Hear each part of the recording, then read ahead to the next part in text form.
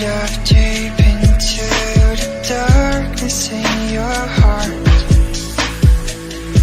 Trust you more than anyone I have met before. Don't care who you are or who you want to be.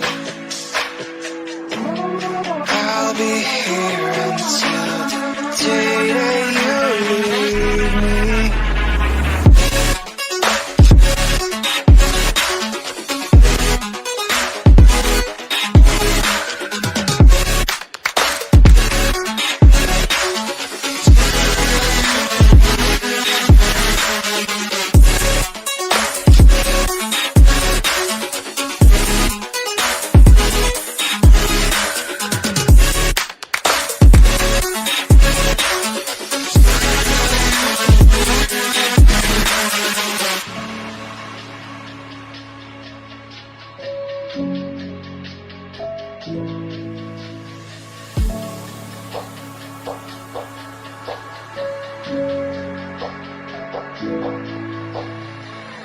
When I'm with you, I know I'm safe beside your arms. I'll make sure that you won't ever feel lonely no more. Whatever past we have, the future we will see. I'll be here until the day that you leave me.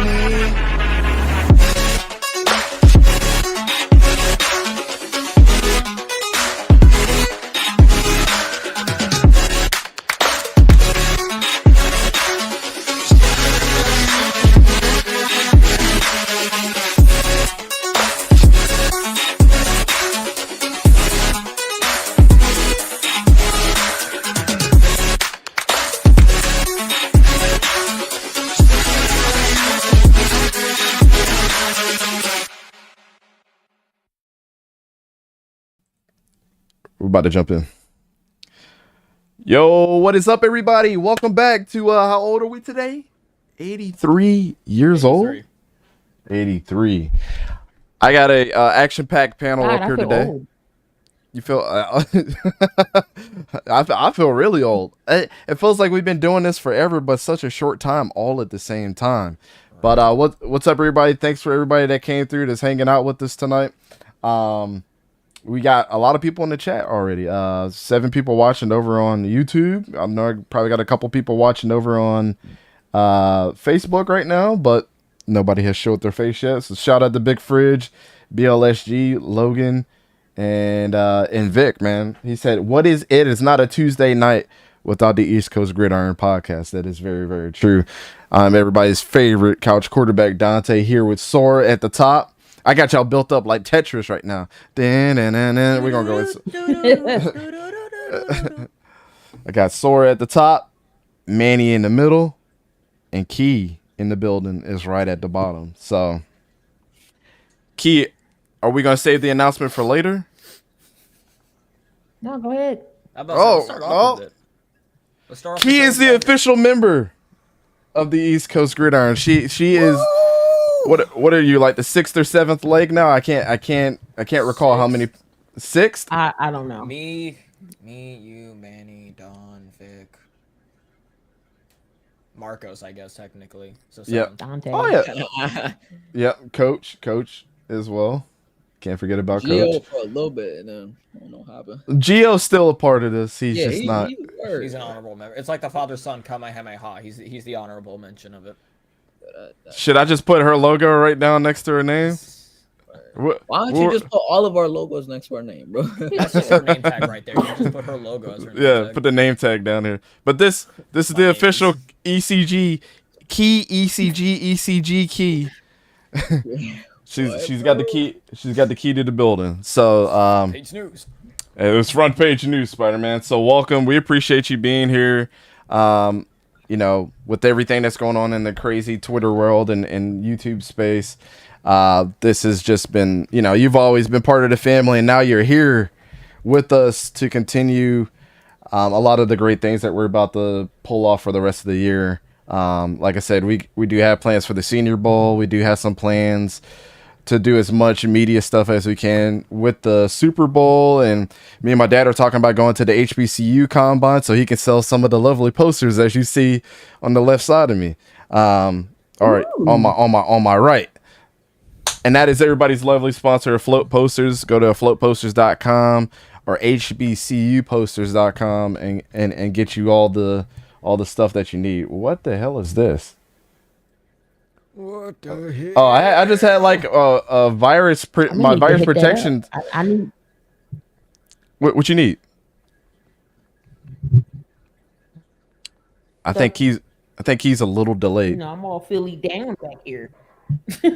Oh, he's got a poster with all the Philadelphia sports on it, like as a whole. I had to find it and show it to you one day. But he's got the Phillies, the Flyers, the Eagles. What else is a Philly team? Sixers. The Sixers, the Wings, the lacrosse team.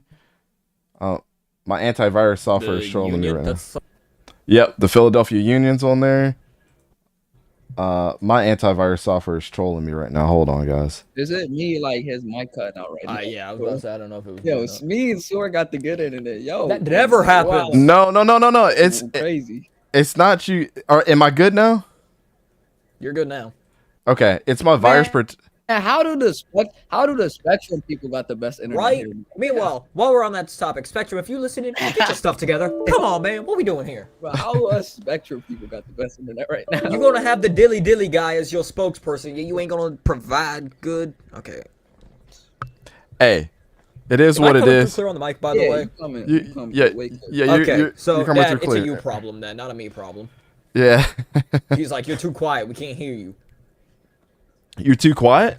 Really? That's what he was saying, but I think it's a him problem. Hold up. I got you. I'll turn your volumes up. Bam, we got your volumes turned up. All right, so let's just move on to it here. I'm going to end some processes cuz like my antivirus software is trolling me hard right now for whatever freaking reason, but we'll go ahead and move on to the first topic of the day, which is we want to go ahead and recap Oregon beat UCLA and Oregon won at home. We already know Autzen Stadium is one of those places that you do not want to go and play Oregon. Chip Kelly, I think, is 0-4 in his tenure right now, away from being Oregon's coach and being UCLA's coach. He's 0-4 with his record against the Ducks since he's come back to college. So they pretty much had his number at UCLA, at Autzen Stadium in Oregon. It is what it is. And they pulled out another victory. And I just like to say to my friend Manny here, don't you wish you still had Bo Nix? Don't you wish he left Auburn? Not only did this man leave Auburn, he left the Bojangles NIL deal, bro. He did. He did. That man had it all. He had Tank and Bojangles, bro. There ain't no Bojangles in Oregon, I don't believe. No, there ain't no Waffle House in Oregon, I don't think. They got to have a Waffle House. Waffle House is international. But you say that, but when Mooney went to the Bears, he was complaining how there wasn't a Waffle House nearby. Who did? When Darnell Mooney went to the Bears, he was complaining that there was not a Waffle House nearby. Was he really? Mm-hmm. Well, Sor, we'll go ahead and start with you. Go ahead, kick us off.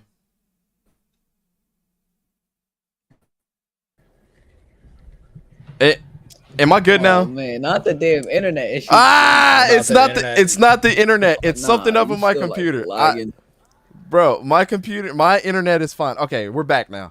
Sor, go ahead and get it started. It's Shah Khan. He's making sure that you can't talk about him when we go to James Robinson. Man, this is so ridiculous, but I think we're back. Shout out to Oregon. Shout out to Bo Nix. Mm-hmm. Again, shout out to Oregon. Shout out to Bo Nix. I really thought UCLA was going to beat him. I thought if you pressured, because I mean everybody knows it. If you get into Bo Nix's head, if you can make him do a couple mistakes, that man is booty butt. Absolutely. No question. I'm just laughing at the chat right now. But I mean, yeah, if you can get in Bo Nix's head, he's gonna self-destruct. He's gonna just shut down and just make stupid bonehead plays. UCLA, they said the game plan was to shut down the legs and force him to throw. They apparently didn't follow their own game plan very well because Bo Nix was having his way with the Bruins. He was, so, and I did want to shout something out. I know this was the kind of the matchup between DTR, Dorian Thompson Robinson, and Bo Nix going into the matchup. Dorian Thompson Robinson had 39 attempts, 27 completions, 262 yards, 2 touchdowns, and an interception. But we also know that he is another running quarterback as well. But he only had 8 carries for 38 yards. And then you head over to Oregon. Bo Nix, 283 yards, 10 yards an attempt, or 10 yards a catch, 5 touchdowns. On the ground, he was 8 carries for 51 yards. So all the way around, if we're comparing two similar quarterbacks as far as athleticism, Bo Nix came out on top, and he came out on top really, really big. Shout out to Mama Sore. Why couldn't Bo play like this at Oregon? Manny, we'll go to you to answer that question. And what do you thought about the game? Shout out to Papa Fuchs for sending me a Google article of saying the states without a single Waffle House and a state without a single Bojangles. So shout out to that. Really? Yeah. We appreciate him. We coming at you with the food chains. There we go. Go ahead. Why do we have to talk about Bo Nix and stuff? Like, can we move on to the next topic, bro? No, we will not, sir. We want to see the tears. We want to see you crying. Go ahead and tell us. Topic, bro. Talk about this. Sad slay. Nah, you got to talk about it. No, you got to talk about how you and Sora took L's last week for picking UCLA. I'll talk about the game. I talked about it. It's your turn now. All right, so UCLA, they could have done a lot better. They could have done a lot better, especially with their secondary. We had a lot to say good about them. They didn't get a single pick in this game. Mm-hmm. Bo Nix didn't throw a single pick in this game. He was 22 for 28, 283 passing yards, 5 touchdowns. He had a great day at 51 yards rushing for him on 8 carries. They had a really good day through the air. But, I mean, it just came down to how that secondary played. And they didn't really, scare him in any type of way. He completed damn near most of his passes. And they had 500 total yards of, passing and running. They got 31 first downs. They were the same on third down. They were almost close on fourth down efficiency. But, yeah, they played like the better team. And Oregon, they're proving more and more why this team might actually be the best team in the Pac-12. Not the best team in general, but the best team in the Pac-12. Because we know what they could do against teams like SEC teams and whatnot. Like Georgia smacked them. Georgia smacked them around and whatnot. So we know they won't do anything there. But next year, if they get more talent, they recruit more guys, I think that team's going to be really nice. But, yeah. This game, it just came down to how you were going to stop Bo Nix, and it was just one of those days for him, man. He was on one. Well, the Georgia thing was definitely an East Coast versus West Coast matchup. When you really look at the geography of everything. And Key, I know you've gotten more and more into college football this year, and you said it was because of us, so I appreciate you. But knowing Oregon, knowing how many damn jerseys that they have every year, knowing UCLA not only from basketball but for other things. And knowing that Oregon has had success over the years with Marcus Mariota and the list just goes on and on and on of the talent that's come out of that school. This is a team that I've been telling people is going to find themselves in the college football playoff this year and in some weird way or end up in one of those top 6 schools. What did you think of the game? And do you think Bo Nix is the real deal? Wait, you on me now? Yeah. Yes. I think you're a little delayed, bad. but it's okay. Look, I'm all slow. I'm sorry. It's been a long day. No. Oregon is number 10 for a reason. I mean, they got Bo Nix wanted to go somewhere where he definitely could be better in proceeding. And playing in Auburn definitely wasn't it. He definitely had a goal in this game to beat UCLA, and he went out and showed why he belongs in Oregon. 5 touchdowns. That's impressive. UCLA, again, I'm just kind of getting into the whole college thing, so I don't want to just sound like I'm rambling. But, I did watch bits and pieces of that game, and he looked phenomenal. Yep. Bo Nix is the real deal. I said it before the season. I will be alone on that horse because I don't think anybody really believed in Bo Nix like I believed in that. All I heard is that he sucked. I was been saying that he had the intangibles. And now when you look at the trajectory here, and so we can lead into our next topic, but I did want to ask you, because you look up this as objectively as I do, if Malik Willis would have stayed at Auburn, do you think he could have started over Bo Nix? It's a weird question to ask, but I'm just looking at it. When you say that, are you talking about? Are you including Bo Nix being benched, or Bo Nix was just not benched in general? Could he eventually beat up Bo Nix? Yeah, if he wasn't benched in general.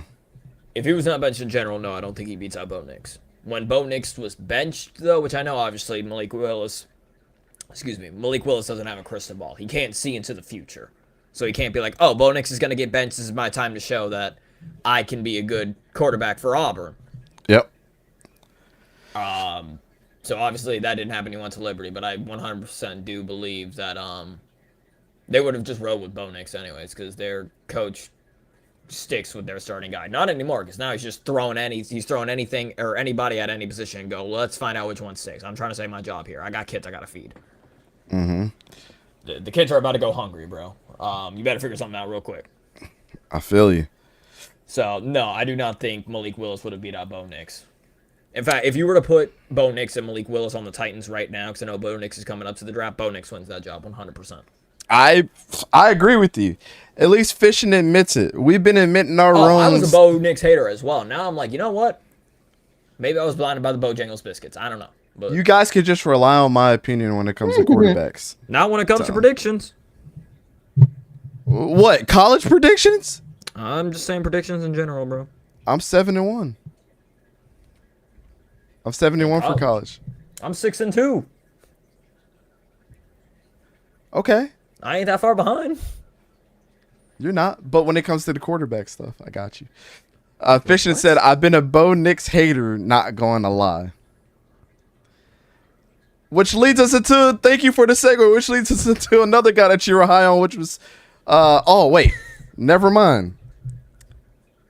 How did I get this mixed up? I don't know, but you got the video pulled up. You know why? You know why? You've been a Bo Nix hater, but you have also been a Spencer Rattler lover as well. He has also said that Spencer Rattler is a good quarterback. Fishing. Who? Oh, I thought you were talking about me. I was about to be like, hold up. Time out on the playing field here. No. Who did? Okay, so South Carolina beat This man Texas was also A&M. a Will Levis lover. That man liked Will Levis. I said, stop the cap. Oh, he did during our film study. Bro, we all like them. Besides you, Sora. I know. And what did I say? ECG, don't start this cap. Sora, bro. Nah, Nostradamus. Nah, bro. Dante trying to act No. I think he's the only one, bro. You like them too, bro. I like them too, bro. Manny, so don't shoot. Don't shoot. Don't even start that, bro. You know what you did. Don't shoot.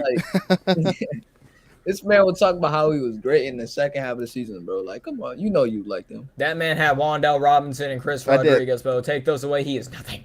I drank the Kool-Aid a little bit, but yeah, I did too. Going back to our topic here, is Jimbo Fisher on the hot seat? I just want to let y'all know that Jimbo Fisher lost to South Carolina. The dude that Fisher said that was good, and Spencer Rattler. Spencer Rattler didn't even score a touchdown. That man sucks. He had 168 yards, and they still beat Texas A&M. This is a team that I think all of us had high hopes for this year, and they fell flat on their face. They got beat by South Carolina 30-24. Previous to that, they got beat by Alabama 24-20. Then they lost against Mississippi State prior to that 42-24.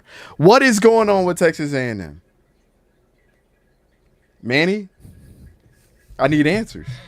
I mean, They losing. I don't know if I The numbers, Manny. I don't know if I could blame it all on Jimbo, man. Because, like, I get it. They lost the last 3 games. But he has a 37-18 record as a head coach at Texas A&M. But he had the number 1 recruiting class, even though a quarter of those guys are not going to start. That's what I'm saying. And that's part of the reason. This is what you also have to understand. Like, Texas A&M before the season. A lot of people were high on them, including myself. I mean, I was high on them, but not like some people were. Like I heard some people say they were gonna be like top 4, 3, something like that. I even heard someone say like top 2.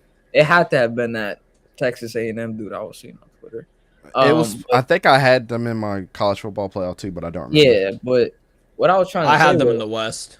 I had a 4-point game to Bama. I mean that was with what's his name, Myro.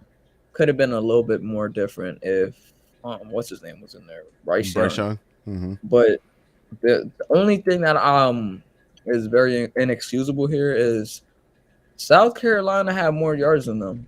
Not more yards than them, less yards than them actually. And they still won that game, 30-24. And it wasn't even because of Spencer Rattler. It was really because of their running game, Lloyd and Smith. And they didn't have nothing through the air. They had like a couple sacks on the day, I think.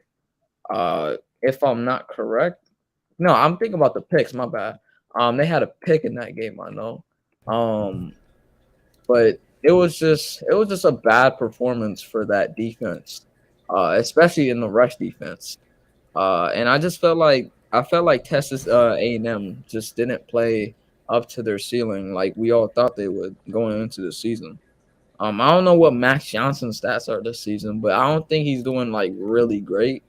They've been a lot more run heavy. I mean, Haynes King has started. I thought Max Johnson was started to start. I'm about to say they've been going back and forth between Haynes King and Max Johnson. I believe Max Johnson got hurt again. Or did he? I didn't even see that. I think so because Haynes King played last week. Yeah, because Max Johnson played against. I know he played against Mississippi State. Haynes King has been playing the last 2 weeks. Yeah. And he's Not the last 3 weeks. He's a freshman quarterback, bro. So and he has really nothing to work with offensively. So you have to rely on that running game. I wouldn't say that. He's got the number one who is playing Evan Stewart, the number one wide receiver in this class. He has not a nice Smith. Yes. Yeah. Not a nice. Yes. He's a freshman, true freshman. He's a true freshman. Yes, in the 2022 class, not the 2023 class. 2022. He's a He was the number one wide receiver. Look it up. Go on 24/7 and look it up. I didn't even know that. I know because this man was a Gators target and Dan Mullen screwed it up. He's still dealing with the blasphemy of that situation. Yeah, they gotta start like attacking more, like a little bit more through the air, and like especially in those red zone situations, give it to I always butcher the last name, Caney, right? That's who I was trying to look up. Devon Kane. Devon Caney. Yeah. Yeah, Kane. He just feed the ball to him, bro. Just feed it to him. You gave him 20 carries. He had damn near 100 yards. I don't remember if he had a touchdown in that game. He probably did.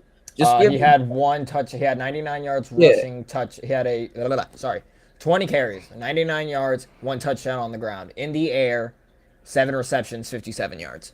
Just get him the ball. That's all you need to do. Well, yeah, he's been taking over for what's his face, Anaya Smith and Isaiah Spiller. And that's all I got to have to say about Jimbo Fisher.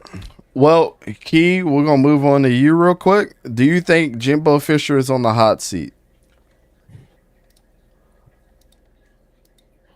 I mean, he had that you can go back to he had that argument with Nick Saban about recruiting, and he can't help the fact that everybody wants to go to Texas A&M and nobody wants to go to Alabama. But they almost did beat Alabama, but it isn't something that's going on about how he's recruiting or he owes some money somewhere. I think I was reading on it. It looks like it's a lot going down. I mean, if they keep losing, I'm gonna say he'll be on the hot seat. He already lost 3 games in a row so far. Yeah. So well, this will be 2. It's possible he could be on the hot seat, but I don't. They've lost 4 games. They were 3. I don't see him being on the hot seat because 4 games. Yes, they are 3 and 4 right now, 5th in the West. I still don't think he's on the hot seat. Now, how many games have they won? If they continue to lose, 3. It's possible he's on the hot seat. I don't think so. Yeah, they've won a couple games this year. They beat Sam Houston, they beat Miami, and they beat Arkansas. Yeah, they won a couple. But Sor- they lost to the Appalachian State. Yeah. I was gonna say, Sora, go ahead and go off because this one's real personal to me. Do you But have the go video ahead. saved up, by the way? Of I what? sent you? That I sent you? I'm not showing that on it. Oh, okay. I had to blur out the one part, but yeah, go ahead. Oh, was there a all right, whatever. Yeah, I gotta blur it out.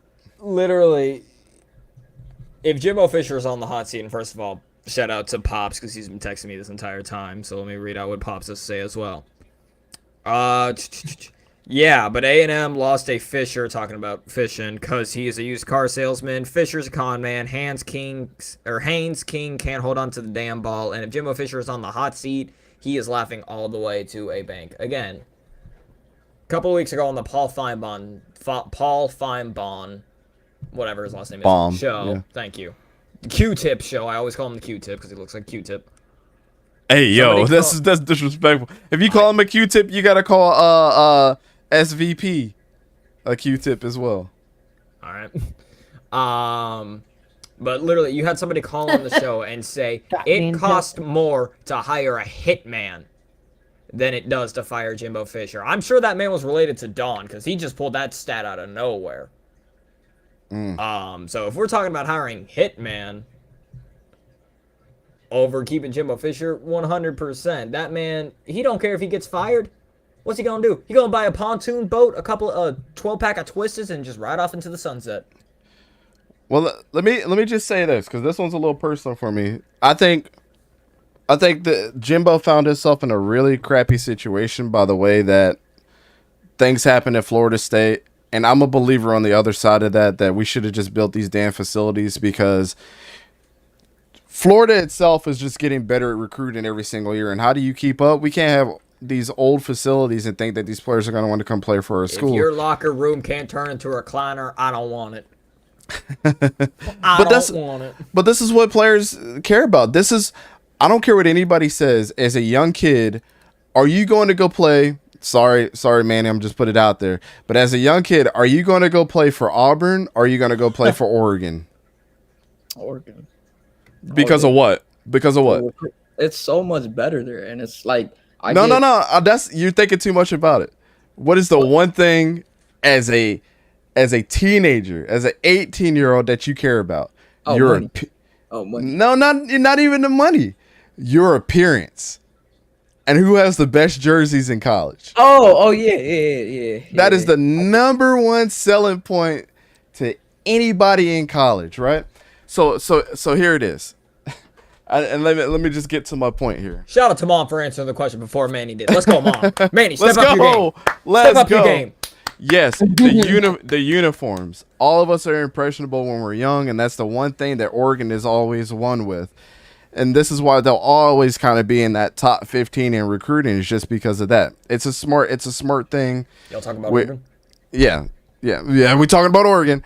But this is why Jimbo Fisher wanted everything built in a specific way for Florida State, because tradition is not going to let you alone. Now, if you got somebody like me who's a diehard Florida State fan, don't matter how many schools you line up, how sweet the deal is, I'm going to Florida State as a college athlete. It just is what it is. It's my favorite school. But with that being said, now let's head over to the fact. Yeah, I like how you still have Vic's Vic symbol up. So Jimbo Fisher wanted to go where his old athletic director was, which is a smart move. Went to Texas A&M. He went to the school that had the best facilities built in the country, which was Texas A&M. They paid him a whole lot of money. Now, what Texas A&M is going to find themselves into.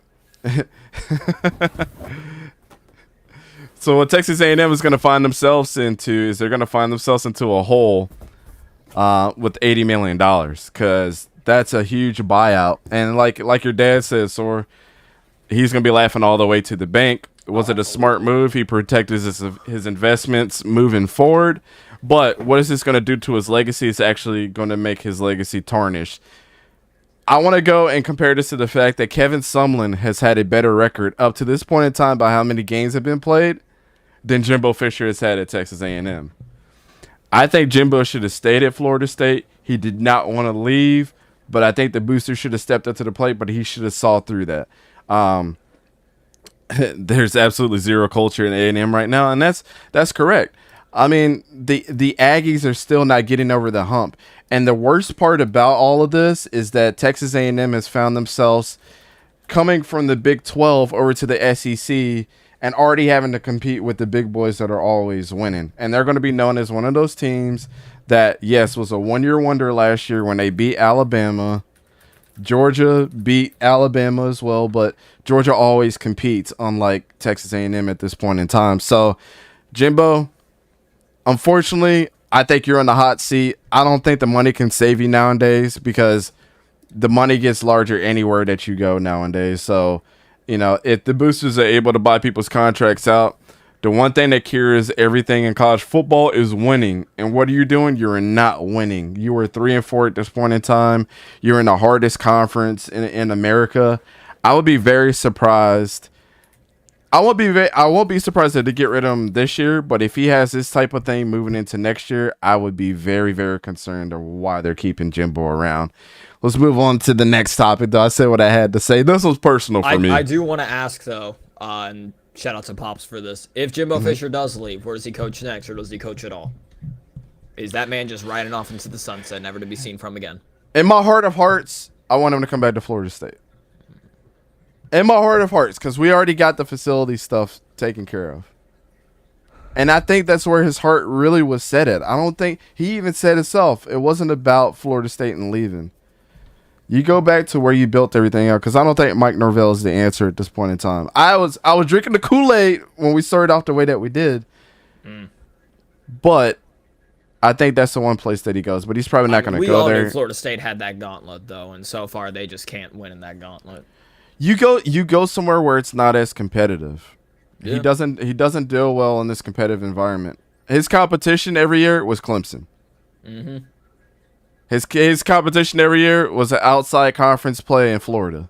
Outside of that, there was no competition for Florida State when he was there. Point, though.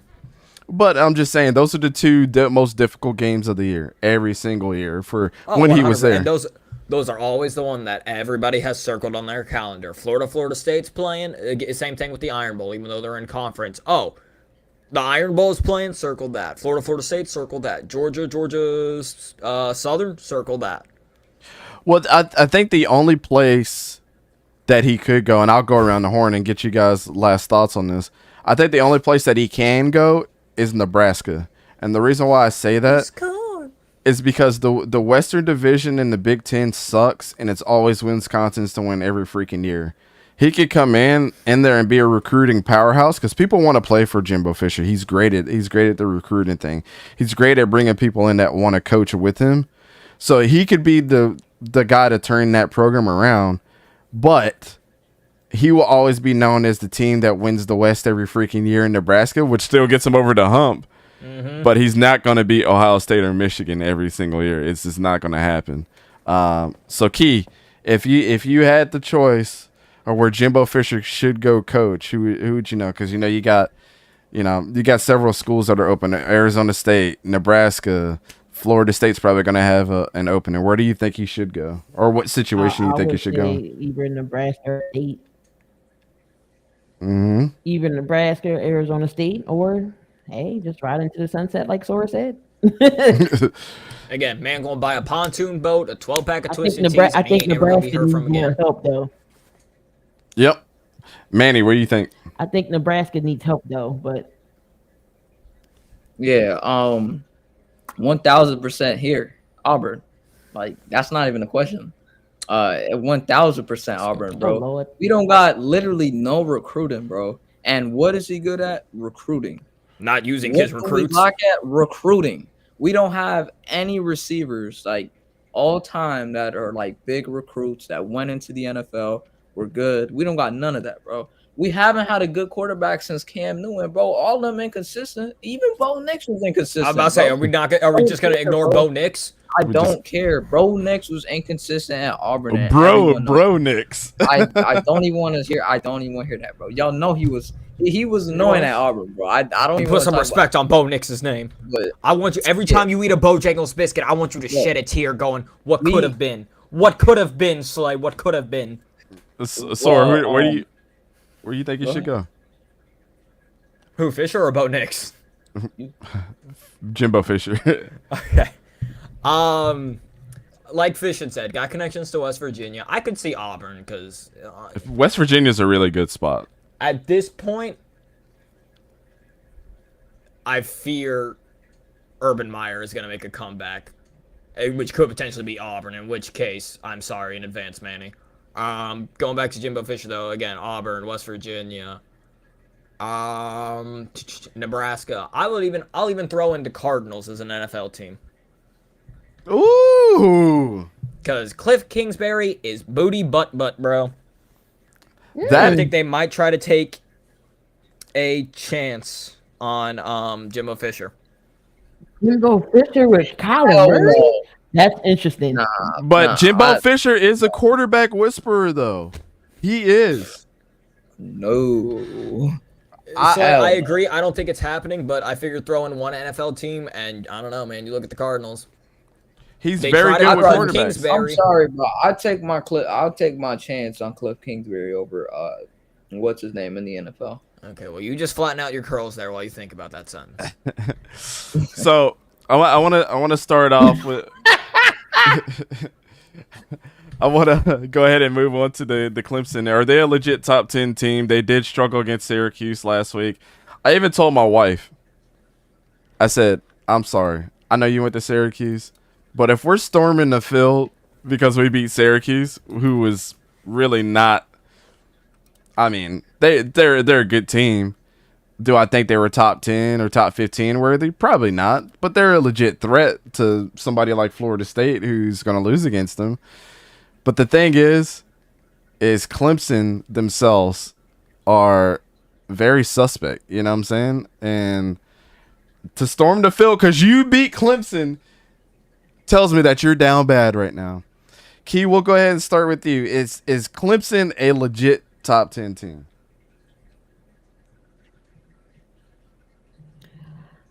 I mean, let me see. What's their record? Undefeated. They're They are- undefeated, and they 6-1. are number I'm sorry. 5th in the country. Wait, no, they undefeated. Oh, that's right. They're 5. I think they're top 10. They should be. They're 8-0. They undefeated for a reason. I know over Syracuse. But I mean, if they're undefeated, why not? They should be top 10. I know they do have a good defensive line. But I think they are top 10. 8-0. Where are you going to put them at 8-0 if not top 10? I mean, it's a good enough reason. Manny, you live up there by Syracuse. Should they have stormed the field?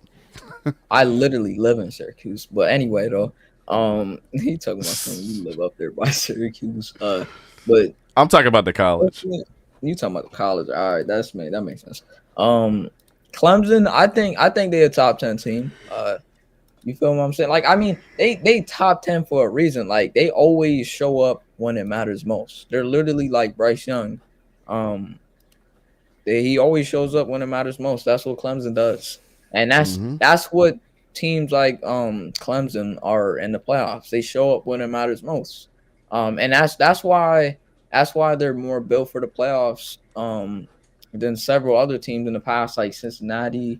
You only see them like once in the blue moon in the playoffs.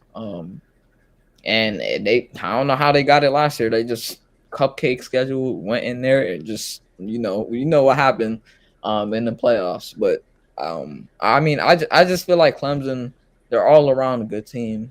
Yep. Brian Breece, you got to step up though. You got to step up. Brian Breece has been going through some stuff, man. His sister passed I know away. he's got injuries and whatnot. I get it, but you still got to like get to the quarterback a little bit more in terms of pressures. And like at some point, just do that once. Like I get the injury and whatnot, but you going out there and playing, there's no excuses for you. It's like every other player. If you go out there and play, you hurt, no excuses. You chose that decision, or someone in the medical staff chose that decision. It's not like the Tua situation, but let me not get on the tangent here. But I just feel like Clemson. Like all around, that team is just built different. And when it comes to the playoff time, they show up when it matters most. And I think if you give the ball to Will Shipley in the clutch seconds of the game, he wins you the game. It's just about getting him the ball on time and DJ stepping up when it matters most. But they benched him, so we'll see how the other quarterback looks. I always forget his name. You're talking about hold on. You know what I'm talking about, yeah. I had his name on the tip of my tongue, man. Fishing about to get to him. Yeah, he's about to body me. He's like, oh, his name is. I know his name. Why can't I think of it? So while I'm thinking of it, what was your thoughts, man? Are they top 10? I mean, pretty much like he said, they are 8-0. You absolutely have to give them the respect of them being top 10. But much like Utah, I have the I have the top 10 pull up. I want to go through who you would rather take. So starting off with number 1, Georgia. K. Klubnik. Sorry. Yeah, Klubnik. So kind of like what we did with Utah, I'm gonna go through the top 10 and just be like, are you taking Clemson there, or are you taking the person there? So number 1, Georgia. Hell no. Okay, so it's either a Georgia or a Clemson, Manny. It's not that hard. I just said hell no. That's you get not what I a mean? Georgia or a Clemson. Reading is fundamental. Oh. Alrighty, so we can all agree Georgia beats the break off of Clemson. Yeah. Ohio Absolutely. State. Yes. OU. All day. Tennessee.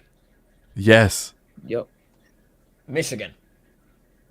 I don't know. That was close. That's a So toss up. would you put Clemson at number 4 above Michigan? I'm gonna still say Michigan better. I'm gonna still say Michigan. I think Michigan's better because of their ground game is more lethal to me. But Okay. Number 6, Alabama. Yeah. I think Bama is better. oh yeah, Bama beats the brakes off of them, bro. Yeah, because Okay. you got to contain that offense. I don't know how they're gonna do that for 4 quarters straight. Okay. Number 7, this one's interesting. TCU. I think TCU beats them. I think think so, TCU isn't all around better. That would be a good bowl game. I think TCU would beat Clemson, yes. Number 8, Oregon. Yes. Clemson's better. Oregon's better. You just saying. Get that What? hate out your heart Okay, for both wait. Get that hate out your heart. Wait. bro. I don't. Wait a second. Boy. UCLA beat Utah, who all of us like Utah. Yeah. I didn't like Do you think UCLA beats Clemson? UCLA, I don't think they beat Clemson. Like, you got to step up when it matters most, bro. If Utah, not even Utah. How am I losing the team that they just faced? Oregon. If Oregon just put up that many points against you, imagine what Clemson would do to you. And they're a better football team, bro. I think Oregon and UCLA beat them. What do you think? Ducks. That's what I'm saying. Give me the Ducks against Clemson. Number 9, the fake Cowboys, Oklahoma State. Say that again. All day Clemson, bro. It's not even a question. I would have to agree with Clemson would beat Oklahoma Oklahoma State State. is frauds, bro. These some frauds. Oklahoma State. Interesting because you've got 2, which is really dumb, 2 teams tied in the top 10. So the first one, USC. No, they don't I'd say beat USC. Clemson. They don't Clemson. beat. They don't beat USC. I pick No, Clemson. Clemson doesn't beat USC. Okay. They beat the brakes off of Clemson. Cap. I'm calling it right now. Cap. No. And then the second one, which we saw this matchup, but in the rematch, Wake Forest or Clemson? Wake Forest. Clemson. I gotta go. Clemson. Wake Forest. In the playoffs? Oh my goodness, Clemson all day, bro. What are you talking about? I gotta agree with Fish, and Clemson would be a 4th blowout seed. Bro, or fourth you are seed blowout. hating on Clemson. You hating on Bo Nix? I'm not. If you I switch gave to him Geico, his you can save flowers. 15% or more. Oh my insurance. God. I gave that man his Pull up the flowers. receipts. Why do we keep bringing this up, bro? Because receipts are important. Nah, bro. Otherwise, Stop. you're gonna end up looking like the ops, bro. I'm tired of Bo Nix, bro. I'm tired. So of that. it's a mixed bag. Could they be? I don't know. So, all right. What do we? If we weren't going off of win-loss record, I would put Clemson at 8, Oregon in front of them. So You take Florida Alabama over Clemson? 5, TCU 6, Oregon 7, Clemson 8. That's how I would change the top 10. If we weren't going off of solely the fact that they are 8-0. Zach, I would not take Florida over Clemson, bro. I would not watch that game. Why is Oregon better than Clemson? Why is Oregon better than Yeah, Clemson? Because why do you Clemson is a guys- very suspect team. Again, you literally just benched your starting quarterback. Okay. Why are you taking Clemson over Oregon? Let me ask you that. Why Let me would answer I your take question? Clemson over Let me Oregon? answer your question with a question of my own. Okay. They are a better football team. Because I disagree. I thought he had another question again. My bad. They are a better football team when it comes down to the clutch, bro. This is what I'm talking about. Clemson is one of those types of teams that can rattle Bo Nix, bro. And this is speaking from That Auburn secondary fan. has been suspect No. for weeks. Oh my goodness, bro. Okay, I get it. hold I up. get it. They have been suspect, bro, but they can definitely rattle this man. Like it Hold only up. takes one. That's what we said hit, about bro. UCLA, who had a One very nigga good gets- defense. UCLA, we talked about their secondary. This It is how wasn't the both sides of stitches are going to game. come out my mouth. If I just start That's bleeding, where ignore it. It's two sides of the football field. You got the secondary and you have the defensive line, that front seven. That secondary and front seven for Clemson is good, bro. They're gonna rattle this man. Bro. Hold I up, shouldn't hold even up, ask this though. question because I already know this answer. But who are you taking, DJU or Bo Nix? Right now to start an NFL team. Oh, Nix. Okay, so then they have the better quarterback. Yeah, but that's not that. There's a whole team. It's called. I know they are, but I would argue that they probably have the better defense as well because that secondary, Bo Nix is not going to fall for that weak secondary, bro. I said earlier in this season, I was one of the people that said Clemson had a good defense, and week after week they have slowly failed me, bro. And what do they do? Hold What do up, they though. do in the second half? Hold up, though. Let me get. They me always get the- perform when it matters most. That's what I love about Clemson, bro. I love teams that just show and prove the fact that they can step up when it matters most and win the game. And that's what Clemson could do. Hold up, though. And Oregon can't. Okay. Clemson was getting their butt kicked by Syracuse in the first half of the game. Can we all admit that? And what And happened NC in the State. second And half, NC bro? State. But I'm What getting to happened in the second And half? Wake I'm Forest. getting to my point. Wake Forest took them to overtime, and they lost. NC State was beating the dog out of them. But hold up, Who won the game? Hold up, though, man. Let me get through my point. Syracuse was playing them real tight in the first half, right? In the second half, if they just would have stuck with the game plan and Schrader wouldn't have thrown that weak pass at the end for an interception, we might have been talking about this completely different. Bo Nix can do the same thing, bro. But hold up, though. Trust me, bro. If Florida State goes and beats the dog crap out of Syracuse, would we be saying the same thing for Clemson this week? That's a if. Is that? But you got to consider the whole world, though. That's Yeah, why we but call it a that's a hypothetical if. question. Well, yeah, that's an if. Would you feel differently? No. I know. I'm saying if they do, if If they they do, then yeah, you're right. But my point is here, the fact that you say that Oregon, and you said Oregon will beat the brakes out of Clemson, right? yeah. Yes. What? Oh my goodness, bro. It's two Why wouldn't they? halves. It's two halves in the game, bro. You have to play each half. Or not each half. Each quarter. Each quarter. You have to play each quarter. And Clemson always steps up when they matters most, bro. Okay, let me ask you a question. Let me ask you the last question, then we'll move on because we got a couple other Besides the topics. Georgia game, what game did Oregon not look dominant in? But hold up, though. Let me ask this last question. UCLA, if they would have beat Oregon this weekend, no matter the score, would you say that they're better than Clemson? No. Even though they didn't lose this year yet. Weren't they undefeated before this game, right? UCLA. UCLA was undefeated before this game, yes, and shout out to I Pops still because he don't picked think they would UCLA beat over Clemson. Utah. He wanted me to mention that. Okay. And it, like literally what Vic said, that coaching when Dabo Sweeney, even if Oregon had a huge lead, and I'm saying this right now, bro, even if Oregon had a good lead like Syracuse did against Clemson at halftime, I guarantee you Dabo Sweeney still comes back and nailing, bro, because he's so good at adjustments, bro. That's one thing that you have to give this man. His adjustments are so good. He always times it right. and that's why they beat this team, bro. Okay. But we are looking at a first-year head coach bringing his team at the number 8 spot in the That's country. cool. That's cool. But you Okay. have Clemson's what did he do offense against isn't even Georgia? ranked in the top 15. Bo Nix Oh just threw my for 5 God, touchdowns bro. last week. I hope Clemson is so Oregon. much different. I hope Oregon, some way somehow Clemson and Oregon gets a bowl game. We're going to that bowl game. we're going to it. Let it watch be the this. Idaho Potato Bowl. I'm going. Let the heavens put it in play. Put Oregon and Clemson in a bowl game. We're all going to it.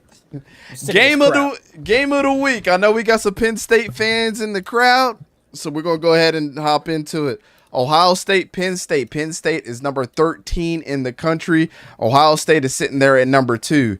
Ohio State's got to travel all the way. I'm saying all the way like it's a long way for them, but they gotta travel to Penn State and play them at Beaver Stadium this weekend. This game has so many implications. It's not even funny. Because first of all, if Penn State beats Ohio State in some form or fashion, that means that we have to put a stamp of approval on their secondary first and foremost, because they're going to be able to stop the best wide receiving core in the country. That's not even close. Like Ohio State has the best receiving core.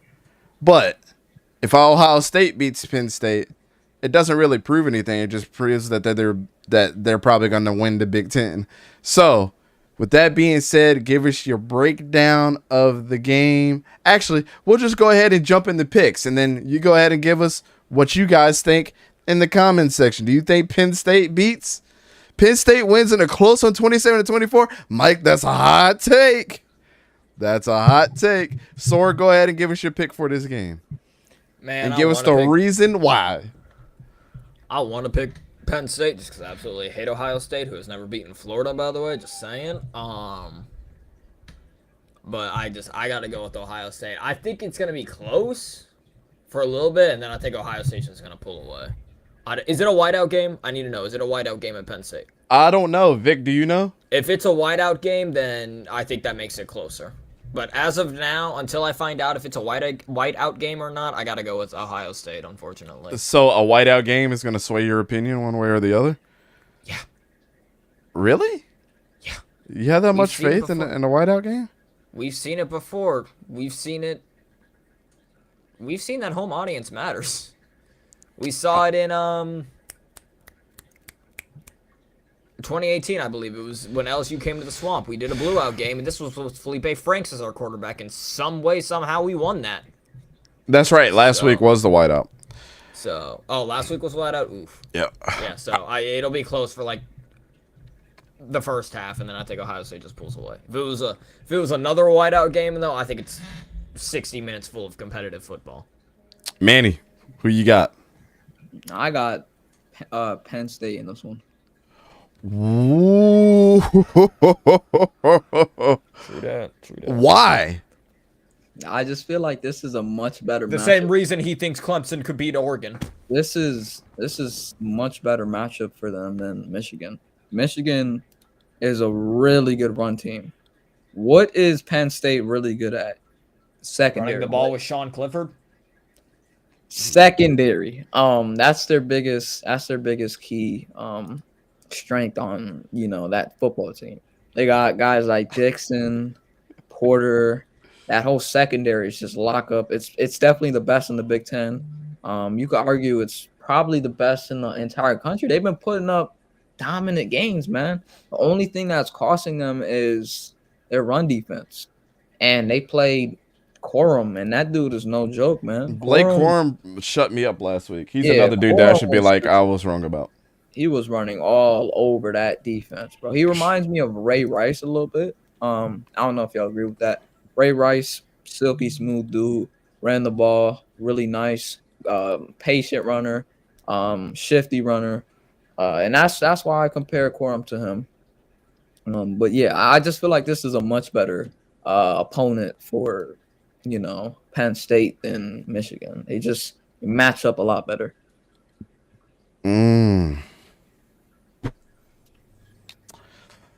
Oh, man, I don't know how to feel about this. Key, are you going to surprise us too? I'm taking Ohio State.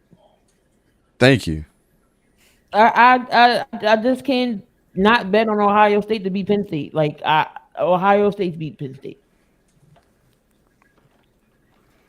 And as much as I would love to see an upset here, today is not that day. Today is not that day to pick the upset. And I just think Ohio State's the better team overall. The best receiving core in the nation.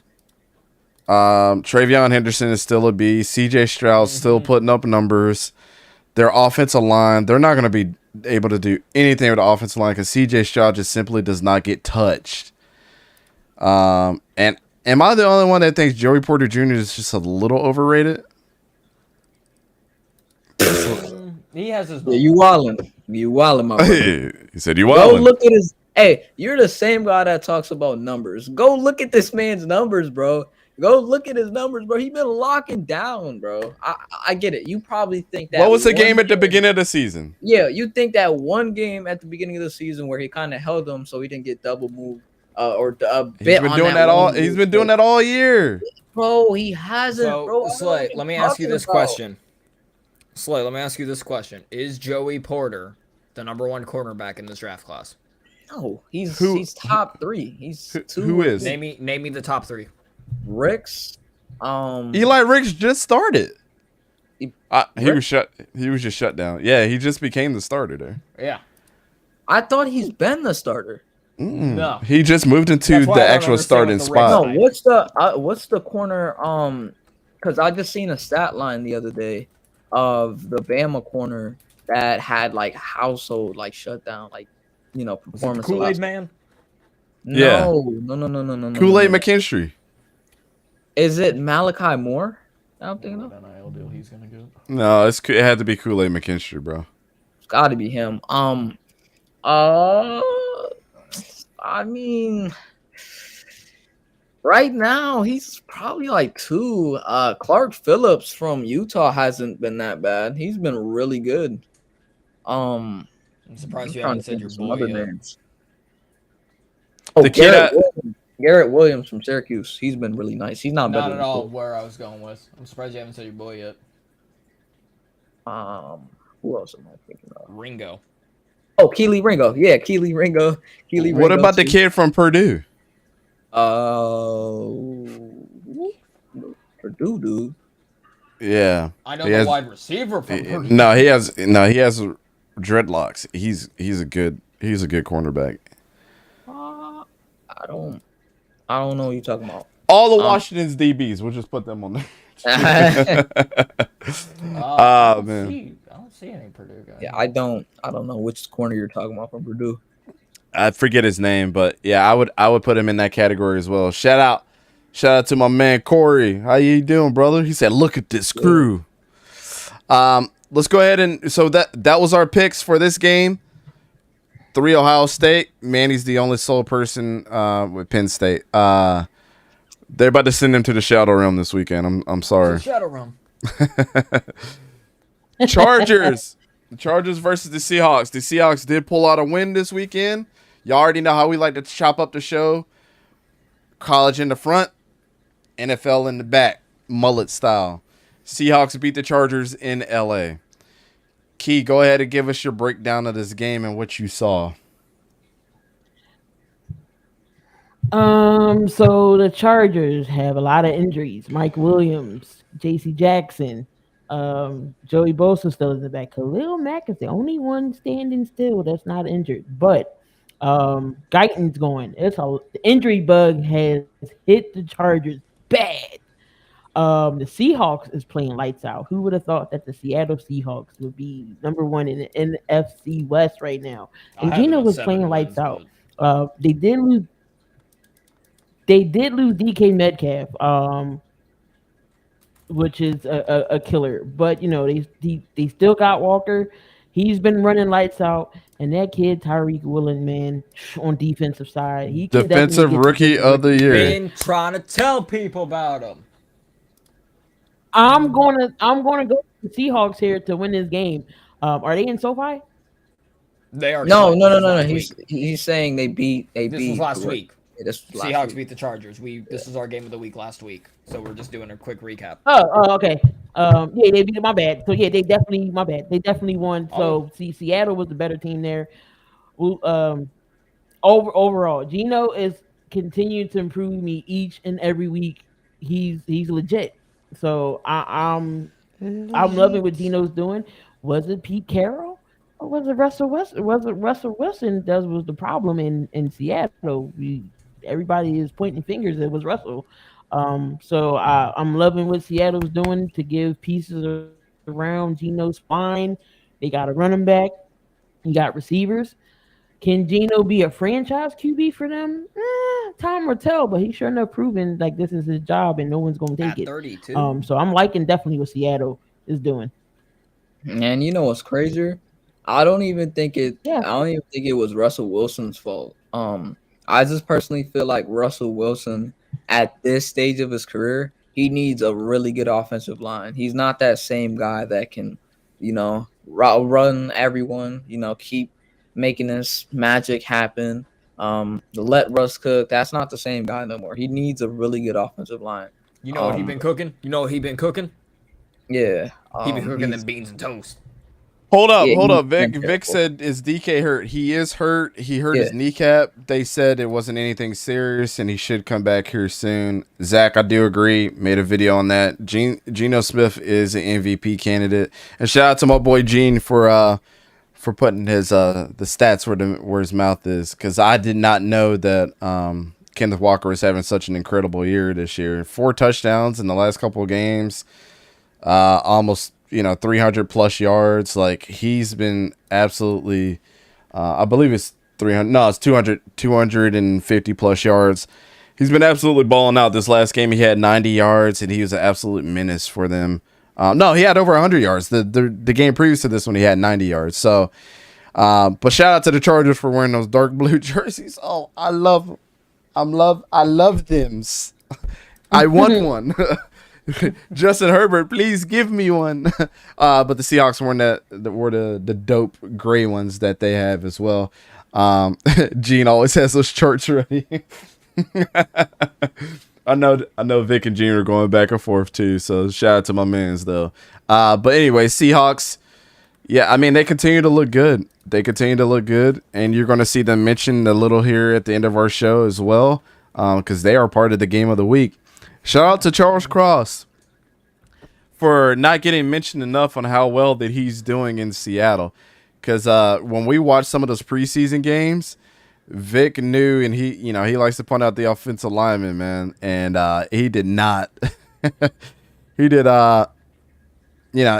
not do well in the preseason. So far, he's been putting the clamps up on people as the left tackle. They trusted him. I don't know what it is about Pete Carroll. He's got those guys rolling, and I absolutely love it. I love the comeback that Geno Smith's having. Tyler Lockett and DK Metcalf are still doing their thing. Will Dissly's out there. Noah Fant, they got him over. I think they were Marquise Goodwin. Marquise Goodwin came out of nowhere this game. Holy crap! He's gonna have a big role with DK being out. Mm-hmm. Yeah, and I mean he's only out a couple of weeks, but if he continues to step up, I mean, still a couple of weeks, it doesn't matter. You're not missing that bit. I mean, you're missing your physicality, but you're not missing a good receiver. And ECG. Crisscross You also applesauce. go ahead. He said crisscross applesauce. I was Dante, reading the comment.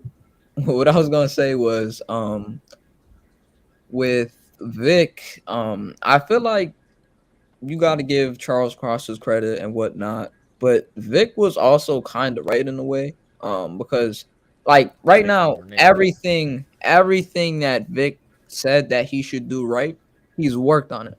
Mm-hmm. So I feel I'd like take him over Neil. Yeah, I feel like what Vic was oh, saying, absolutely, man. Like, but I just feel like what Vic was saying was true, because I mean the dude knows what he's talking about when it comes to offensive lineman, man. He studies that position like no one's business. he played the position. And I also want to say one thing too. Abraham Lucas, the other guy next to him, he's been really good too. Like that entire offensive line this year has been emerging as one of the most like underrated offensive line groups in the league.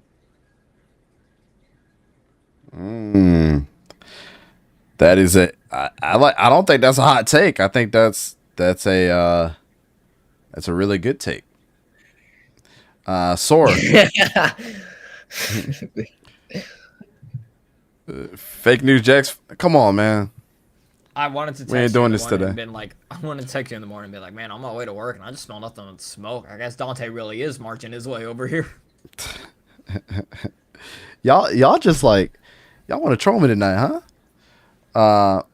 Credit to Mike's Solari. He's done a great job with that line. He absolutely has. Shout out to Pete Carroll for being such an awesome coach, man.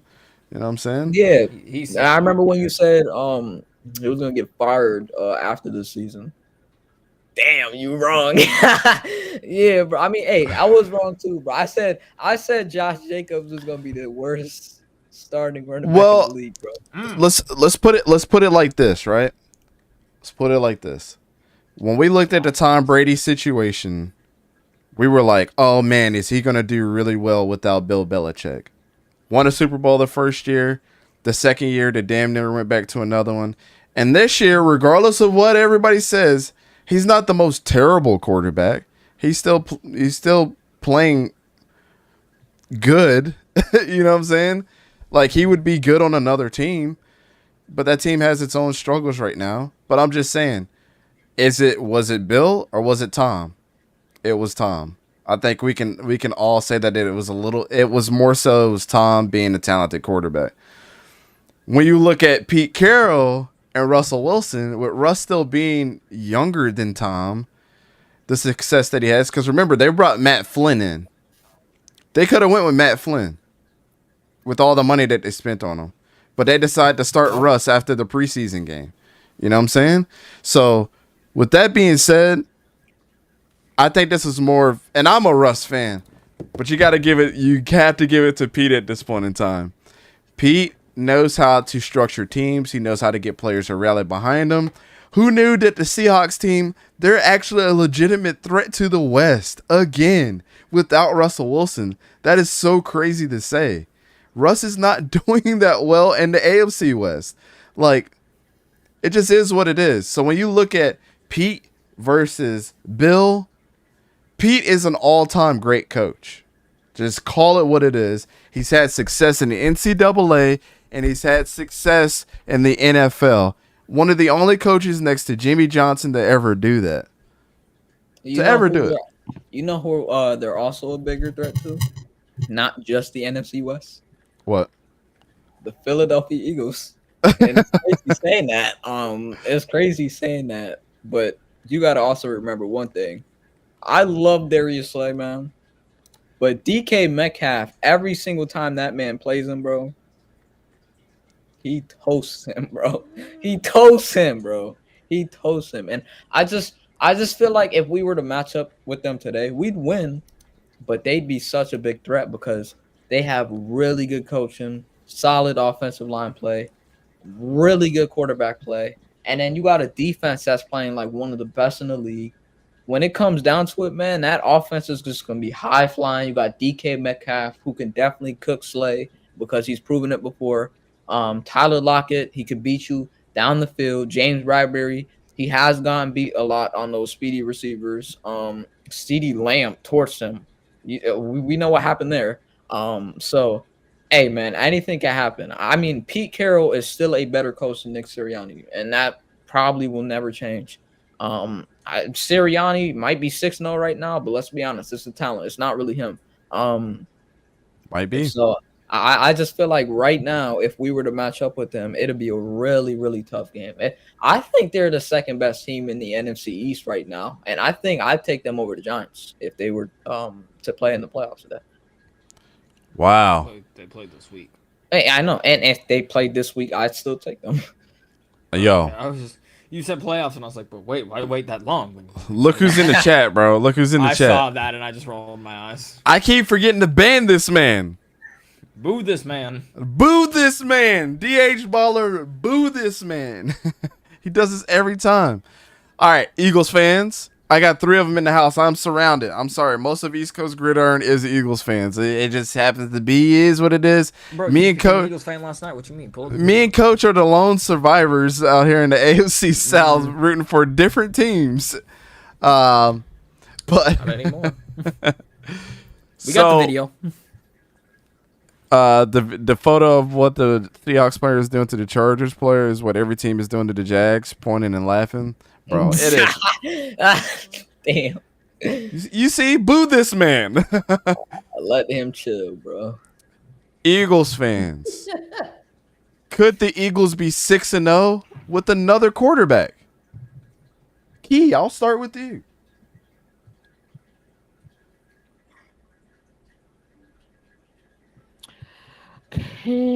Could the Eagles? So, is your question if it wasn't Jalen Hurt, could they be 6-0? Is that what you're saying? Yep. Yes. If it was any other quarterback, would they be 6-0? Okay. I'm say no. I'll just flat out be real with you and say no. Even I know with this offense and this defense, I feel like Jalen Hurts is in the perfect position with this team and Nick Sirianni and Shaden Steichen to know what his strengths and weaknesses are. Honestly, I'm gonna just be 100% real with you. If it was somebody else on there, I don't think they would be. If you put a Carson Wentz under us, I still don't think Carson. First of all, you got to would get him out of the succeed in this hospital and pay the offense. medical bills because homeboy ain't looking too hot right now.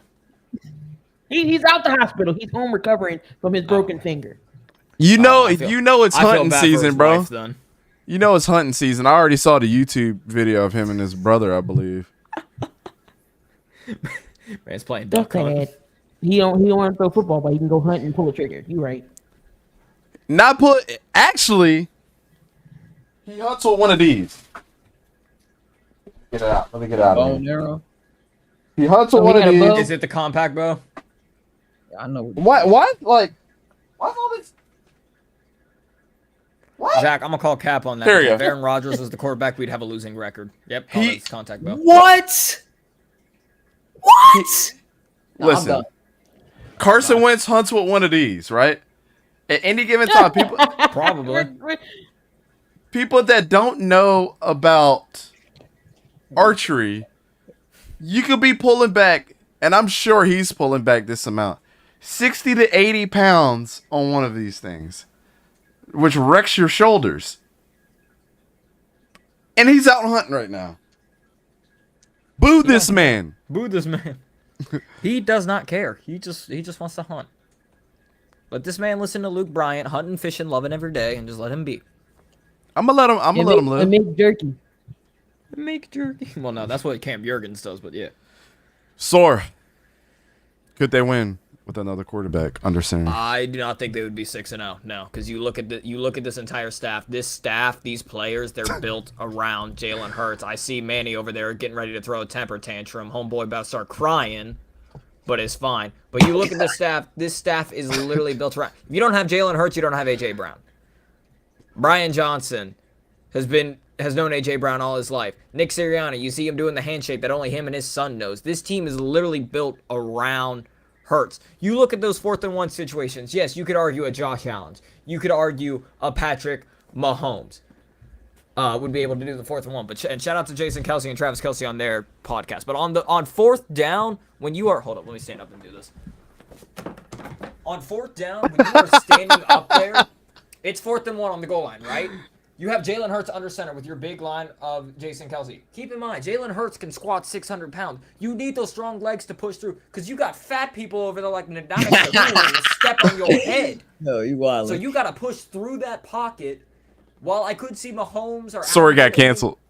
Whatever. Well, I could see Mahomes or Allen potentially do it. Jalen Hurts is known to just rush up the middle. He's able to get 2 to 3 yards on those QB sneaks. It has not failed him once yet. That's why on every 4th and 1, 4th and inches, it doesn't matter what play it is, always run the QB sneak. No team has been able to stop it yet. No team has been, and shout out to Don, very few QBs could have withstood the Lions defense week 1. How many times has Jalen Hurts saved us with his legs? Could you see Aaron Rodgers saving us with his legs? No. So I 100% agree The Eagles would not be okay. The Eagles could not be 6-0 with another quarterback. Facts, Dante. Facts, bro. Okay. Cancel this man, bro. The Eagles would not be 6-0. Boo this man. If Aaron Rodgers was in Philly, we'd have a losing record. I'm calling Aaron it now. Rodgers, if he was in Philly, damn, we'd be undefeated, bro. No. Josh Allen, undefeated. Mahomes, undefeated. Geno Smith, undefeated, bro. Rodgers, 1,000% undefeated, bro. No. Bro, we'd be 1,000% undefeated, man. Aaron Rodgers. How do we have Devontae literally Smith and with AJ the Brown? Packers. Hey, it's my How turn. do we have man. Devontae Smith and AJ Brown? Because It's Jalen my Hurts is on this team. Hey, you have a really good offensive line for Aaron Rodgers. You have really good receivers for Aaron Rodgers. You have really good running backs for Aaron Rodgers. Bro, we would win 6 games straight with Aaron Rodgers, bro. If you told me in the offseason we got Aaron Rodgers and we didn't have Jalen Hurts no more, I'd be like, oh my God, bro, this team is gonna be so good this year. I mean, I'm glad that happened because I don't want a regressing quarterback, but I just feel like if Rodgers was in this offense, you have literally everything around him, man. This is everything you It's need. like, timeout. Vic, that auto detect is kicking your butt, bro. Everything you need in a team, right? You have a good defense, good offensive line, like literally everything. The coaching has been good. He would not complain one bit because his receivers can actually catch the damn football. Christian Watson can't catch the damn ball to save his life. And So- whatever they got over there in Green Bay, it's it's your just turn. inconsistency. Mm-hmm. I just feel like if any of those quarterbacks that I've just mentioned, Geno Smith, Josh Allen, Mahomes, Rodgers, who else? Herbert, that's an interesting one. I think we'd lose one game with Herbert. But I think those other quarterbacks, we definitely won 6 games straight and be undefeated. But I 1,000 think we'd be undefeated. So to support your 1,000% Aaron Rodgers with his old State Farm John Wick looking ass against the Cardinals, when 3 of our starting offensive linemen are out, you're trusting Aaron Rodgers' legs to get out of there and extend the play? He's done it before. Okay, but this man is 37. And okay, you're telling me he's if that literally exact same, one of it the is my greatest turn to talk. quarterbacks You in said it was my turn. What are you, bro? He's Hold literally up, hold on. No. Hold up. No. No, there is no way, bro. There is no way. Get off the Garnier Fructis. It's soaking up. It's ruining your brain. You're getting brain damage, bro. There's no way Aaron Rodgers would lead this team to an undefeated season. That man does not care. That man is part of the reason why Devontae Adams is no longer there. That man's got an ego. He cares more about his State Farm commercials than he does with football. He's a terrible quarterback. Matt LaFleur is a terrible coach. We're not even talking about the Green Bay Packers, and yet here we are. They are Aaron Rodgers garbage, is a bro. terrible quarterback. This year, yes. Tell me this that. year, yes. No, yes. This year, yes. Because his This year, receivers yes. can't catch. So you're telling me if we did not have Jalen Hurts, we are not getting AJ Brown, bro. If we did not have Jalen Hurts, we are not getting AJ Brown. It is that simple. If we didn't have Jalen Hurts, more than likely we're not drafting Devontae Smith. Have mercy. His receivers can't catch. Christian Watson was wide ass open. Hold on. And whose fault is that? That is the GM's fault. But I'm telling sorry, you right sir. now, if we did not have Jalen Hurts, bro, you would not get AJ Brown. AJ Brown would not be on this team. Tell me with the straight face, Sora. Tell me with the straight face, bro. If AJ Brown would not be on this team if we did not have Jalen Hurts. That is fact. That is fact. Aaron Rodgers would not extend that same play Hurts did. That one time he rolled out and threw it to Devontae Smith and got us a first down. Okay, hold up, Manny. Soren made a good point. God. Now you got to get it. Oh Boo this my man. Boo this man. Get him out of here. Where's Gio when you need him? Nah, bro. Put this man on suspension again. Nah, you wildin', bro. So you tell me Josh Allen would take this team to an undefeated record? He potentially could, yes. But Aaron Rodgers, 100% no. Again, we would have a losing record if we had Aaron Rodgers. Oh my God. He would not beat Detroit. I'm going to say right now, the way Detroit was playing week 1, that was the Jalen Hurts, A.J. Brown show. Jalen, you tell me Aaron Rodgers cannot make A.J. Brown look that good. Jalen Hurts had to win with his legs. He had to win with his legs that game. Aaron Rodgers, bro. Okay. Let's be honest here. Bro, Aaron Rodgers is trying to figure out which wife he wants next. Didn't Jalen Hurts, and I know you watched the game, Dante. Remember when Jalen Hurts threw that like short pass to AJ Brown?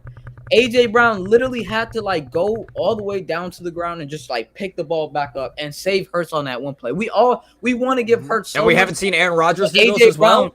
Every quarterback does that. Aaron Rodgers would have threw it right to him, literally right to him. Literally. That's why he's overthrowing receivers in Green Bay as well. My God. That's why he's overthrowing receivers at Green Bay as well. Lay off the Garnier, bro. Get some dub. He threw it right to Christian Watson and Mans dropped it. Come on, bro. Ooh! Oh my God, man. Come on. You wildin'. Hey, you wildin', bro. Man, score wildin'. Yo, Big Fridge is right.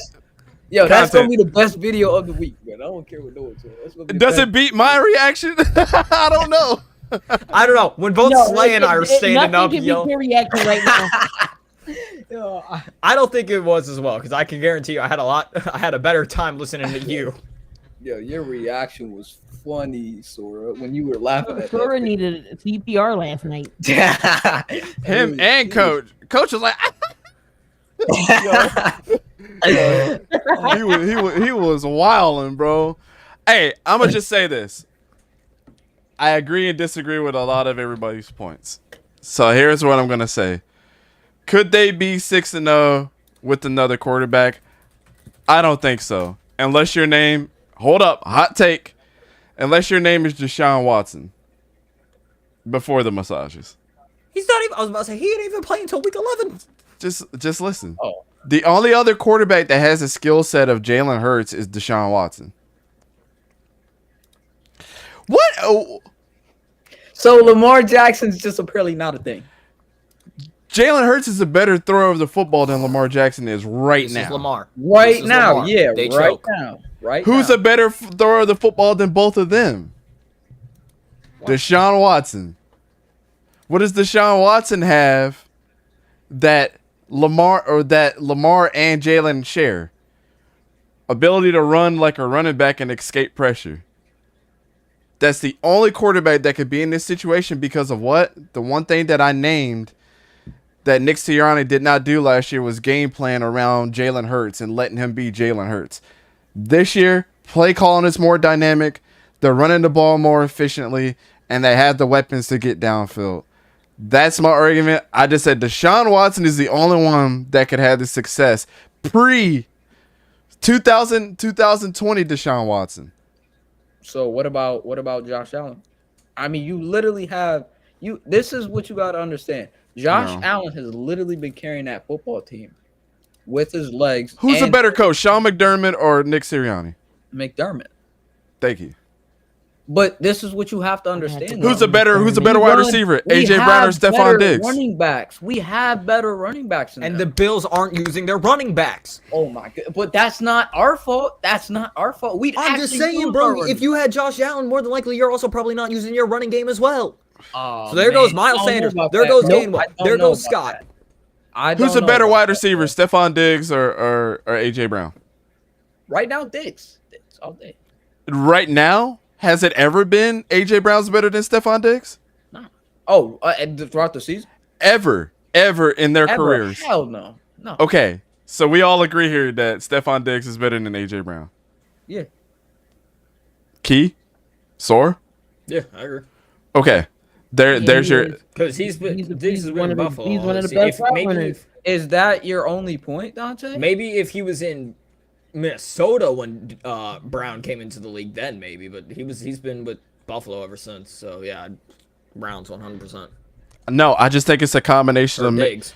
Sorry. I think if Josh Allen was to go somewhere else without Sean McDermott, he would look really, really weird. But McDermott doesn't even call the plays. It's still McDermott's offense that they're running. It's still his scheme. It doesn't matter what play you call. Well. You also finally have Jalen Hurts. In 5 years, he has the same coordinator. It's Shane Steichen's calling the plays right now, right? Steichen that's my point. That's my point. Now you're understanding. That's literally my point. That's my point. Look. We run a spread offense where we actually hand the ball off to our running backs that complements to Josh Allen's legs. Don't we utilize Hurts's legs? Yes, and that's the reason why we're undefeated. He can run, he can throw. We utilize our running backs. Our receivers are dangerous. Like So that's can what Josh you Allen need. can run and throw. Again, Oh my if God, Hurts is not man. on this team, Brian Johnson is not your quarterback coach. A.J. Brown is not on this team. You could argue Devontae Smith is not on this team. This coaching staff is literally built for Hurts, around Hurts. It's like Morgan and Morgan. It's for Hurts. But we'd say no. The question was, could this Eagles team with another quarterback be 6-0? It does not matter if It says, if could the A.J. Eagles be Brown 6-0 got with another recruited by Hurts. quarterback? If Let's go Aaron back to the Rodgers was offseason. with this team, we'd be No. 6-0. No. I mean, really and truly, Deshaun Watson has not played. So, but what if Deshaun Watson looks incredible when he comes back? Cool. We still kept all 3 of our first-round picks. Yeah, that's something we could both agree on. That wasn't a question. I'm just saying. I mean, cool. I don't. Yeah, I won. never wanted Deshaun Watson. Deshaun Watson or Josh Allen? 2020 Deshaun Watson or Josh Allen in the chat right now. I know you guys are voting. 2020 Josh Allen, or so are we comparing 2020 Deshaun Watson or Josh Allen right now? Oh, right now, Josh Allen all day, and I love Deshaun Watson, man. I'm a huge fan of Watson. Deshaun Watson In didn't have 2020, DeAndre Hopkins. He was had a nobody great on that quarterback. team. Yes, I get that, but Josh He sure Allen, enough didn't. And he took that Houston team. He to had the the- playoffs. you're telling me if you had to build your team, you'd pick Watson over Allen? Absolutely. Oh man, you wildin', my brother, you wildin'. I'm not. You wildin', bro. You're wildin', my man. 2020, Don can agree with me. 2020, Deshaun Watson's statistics without DeAndre Hopkins and absolutely nobody on that team with Bill O'Brien was the best quarterback in the NFL. He was. You're right. I'll give you that. 2020, he was the best quarterback that year. He was. So, But we're talking about Josh Allen right now. You can literally build a whole scheme around that, man. I get it. Watson did it with no one, but they literally gave this man offense, right? Told him, go carry it. what And does this Deshaun man is Watson? over here scoring every touchdown for Buffalo? What is like- Deshaun Watson from 2020? If he didn't get any allegations, what do you think, Josh? If him and Josh Allen were to switch places with that offense, do you think Deshaun Watson has a better season or Josh Allen? Oh, Watson, because he has more around him. That statistically, we're saying statistically. Obviously, Allen will have a bigger drop off because he doesn't have the same weapons. But Am I going crazy? But look, you have to look at the development. His accuracy wasn't as good Hold a up. couple years back, but his accuracy has developed a lot more. I mean, Man, yes, and that's I was the one that was that's- on Anastasia today, bro. Yeah, that's the one with coming with good receivers. Like, I get it. Stephon Diggs, Gabriel Davis, I get all that, man. But it always comes down to development with the quarterback. And that's what he's done every year. I get it. Watson, amazing quarterback when he's healthy. And you could argue he's top 5 when he's healthy. That man's skill set is very high. But Josh Allen, if we're talking about capability, skill set, Oh, who would you somebody's build? high, all right. It's Allen all day. Who would you pick? Who would you pick, Sora? You tell me you would have picked Watson. You tell me you picked Watson. bro. Wait, like I said, if they were to switch places in 2021 without the allegations, Josh Allen or Deshaun Watson has a better season. For Buffalo, Yes. if they both play, Yes. oh, 1000% Allen, bro. Come on. I asked you the same question. No, you told me tra- if they switched places. If they switched places, that's what you said. I thought you said if Josh Allen would be on the Texans in 2020, and It don't Allen, they reversed. That's what I'm trying to Wait. say. It's literally almost the same question. But, Josh Allen can't start if Deshaun Watson is playing. oh my god, bro! You just said if they switch spots, ECG. That's what came out of your mouth. Okay, what would appease you? If they both play If for they the Bills both at the play same for time? Buffalo, right? If they both play for Buffalo, they had a QB competition, and you build your team around one quarterback. I'm pretty sure the head coach would pick Josh Allen, bro. Like, Oh man, you wildin'. Boo this man. Alrighty, thanks for coming to the show, everybody. Good night. All right, that was a fun little discussion. I appreciate that. Yeah, we all pretty much agree that no, they would not be 6-0 without him. James Robinson without Jalen Hurts. The Jets trade James Robinson to the Jets. Key, I'm sorry, are we booing Dante? Come on, man. Key, get us started. What did you think? Did you lose your mind like me? Yes, I did, because I did not see this coming. I knew Breece Hall definitely was going to get offensive rookie of the year. The year he was having with the Jets, he unfortunately is out with an ACL injury, and he's done for the year. I did not see the Jets pulling another running back, at least not James Robinson. I mean, I know they don't want to use Michael Carter. We all know Michael Carter out of North Carolina. Was he really going to get the burn? I mean, he was going to get the start, but I thought somebody on YouTube, chance, but for them, somebody on YouTube said today that Michael Carter is going to start over James Robinson on the depth chart. Boo this man. Crazy. But for them to get James Robinson, that is a steal because Jags wasn't using James Robinson right. And it's the Travis Etienne show because him and Sunshine are best buddies.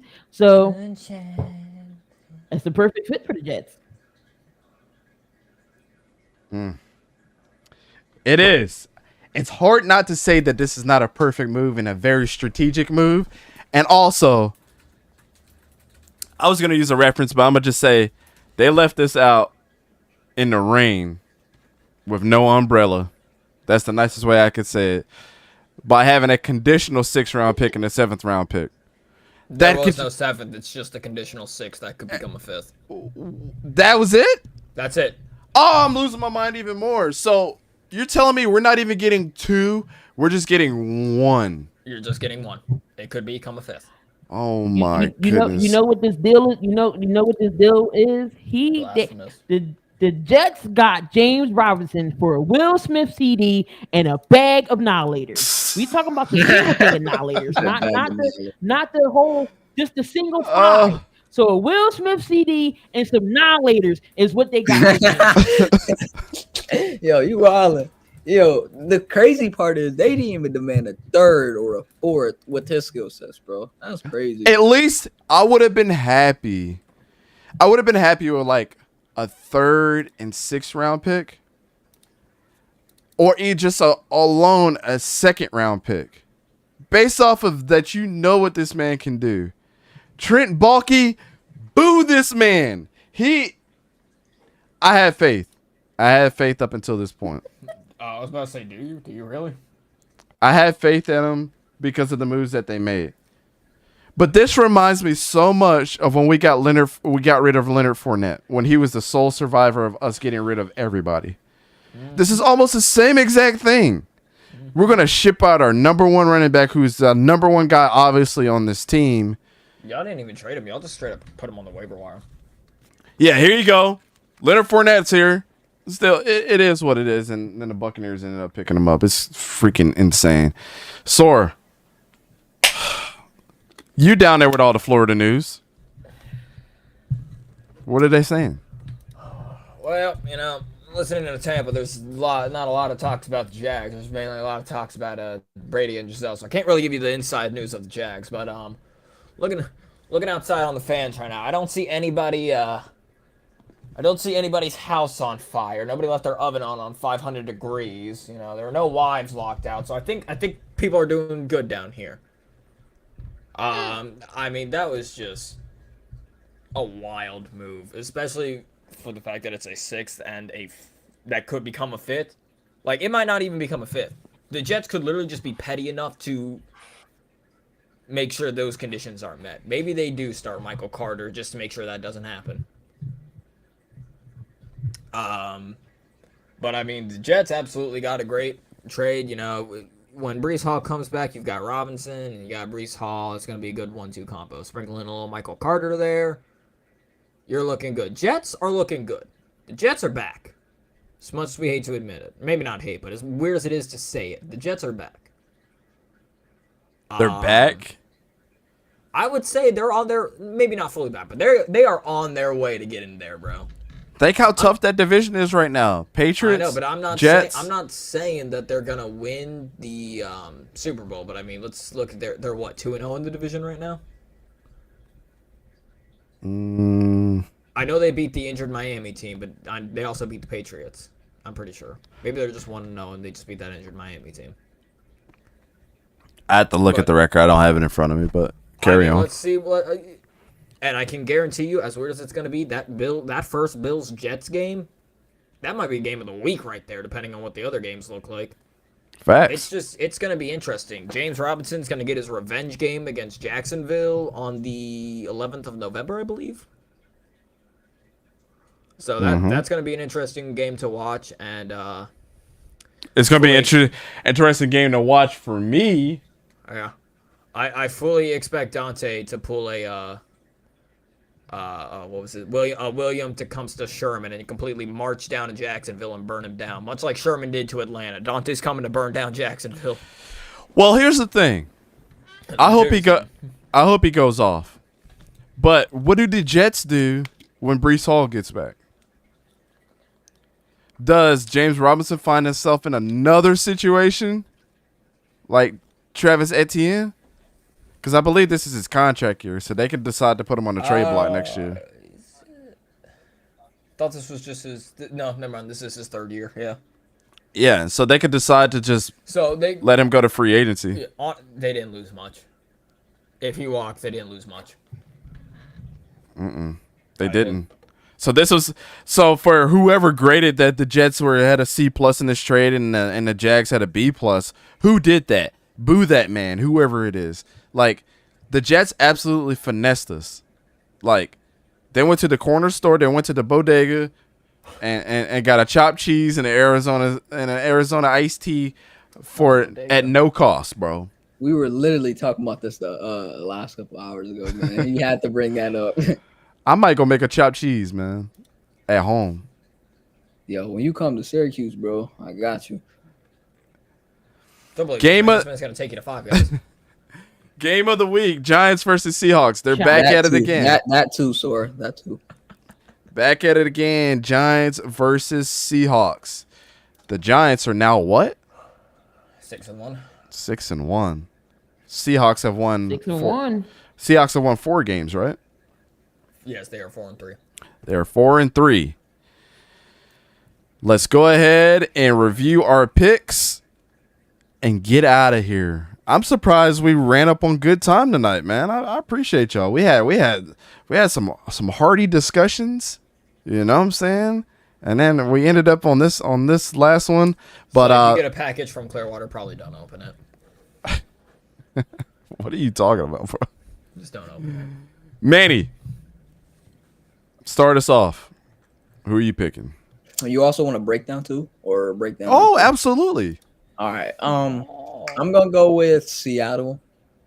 Right now, at the moment, I feel like for the moment right now, because Geno Smith hasn't had too many bad games this year. He's been an MVP candidate. No, I think this is the only first one was the Niners game. And can you check his stats that game?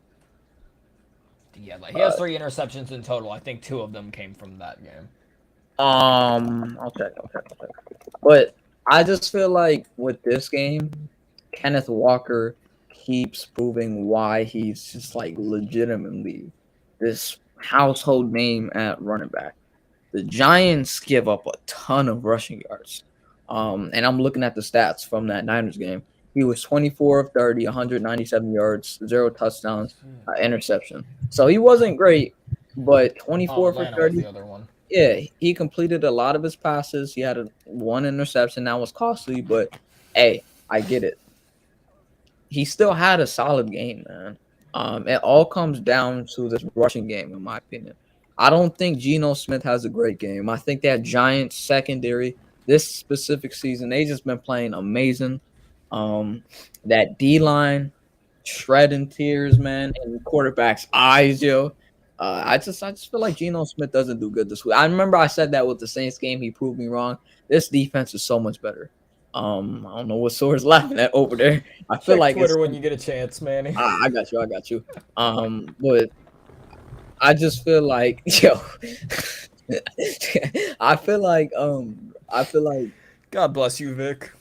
yo, Vic, you crazy, bro. I feel like that Giants D line is gonna be a little too much for Geno, and that's the first toughest test for that Seattle offensive line. And that's why I think they won this game, man. I feel like that running game just affects more for the Seahawks, and it's a close, I'll say, 26-23 game. 26-23 Seahawks. That's a bold prediction. But Key, are you swaying to the Seahawks? Or are you gonna go with your in division rivals?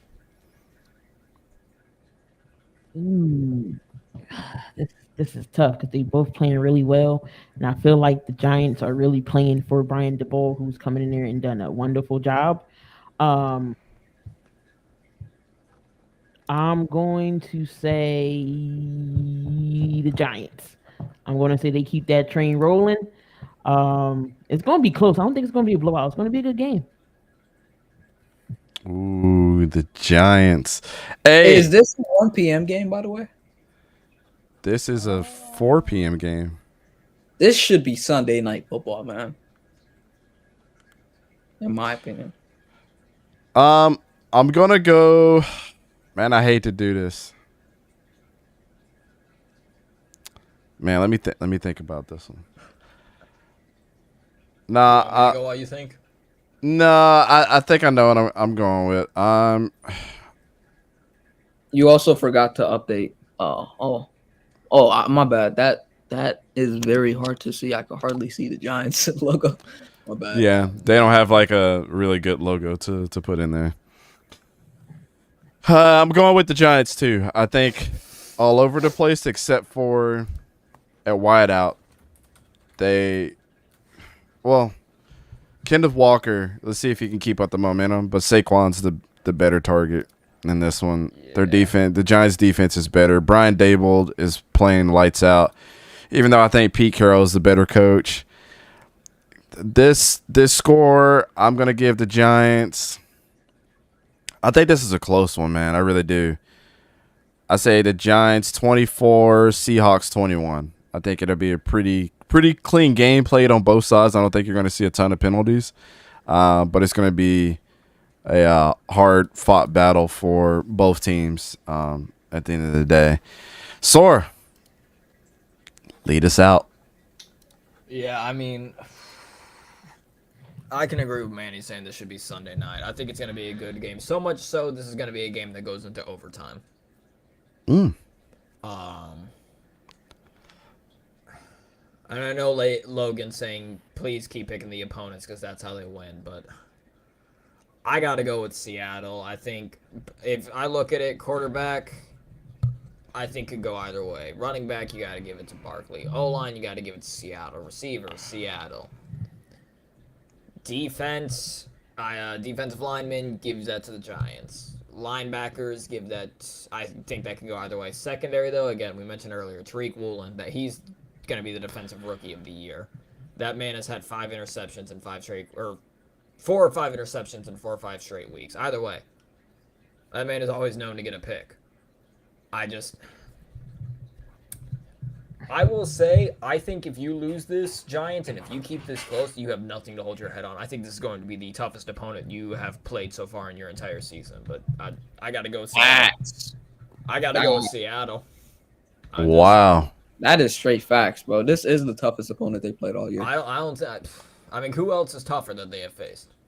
Dallas. Well, I don't think Dallas is better than Dallas. I guess you could argue, but yeah. We really can't see you can't say the Jaguars anymore because they've already passed that test. Some people thought that was going to be a trap game. Oh, I thought it was too. I thought it was going to be close. It was a close game. Came down to the wire, but yeah. Oh, man. The Ravens. Yeah. Nah. Not the Ravens. The Ravens have choked 3 games, that being one of them. The Ravens are the new Falcons. And the Ravens are that. And they give up big leads. And yeah. But let's be honest. If Seattle and Baltimore played today, Seattle would 100% win that game. I'm sorry. Mm-hmm. I just can't support the fact that people who will say the Ravens win, they just can't hold up. I mean, the Browns damn near beat them. They were this close from choking, bro. The Ravens are the new Falcons, bro. They're just a bunch of chokers. I'm sorry. I'm not taking any win away from the Giants, but the Ravens are not world beaters, bro. This is 100% going to be your toughest game, and win or lose, unless you get absolutely blown out, you should be able to hold your head up high for this. And if you win, then my God. Well, there it is. Our picks. We're split this week. Manny's taking Seattle. Me and Key are going to take New York, and Soar's taking Seattle as well. Everybody knows I also root for the Seahawks, but hey, it is what it is this week. You got to lose sometimes, and I think this is the week they're going to take another L, and then the Giants are going to end up 7-1, and then the Chargers can still come back. No, I'm just saying. I'm pretty sure I was the only one that picked Seattle against the Chargers.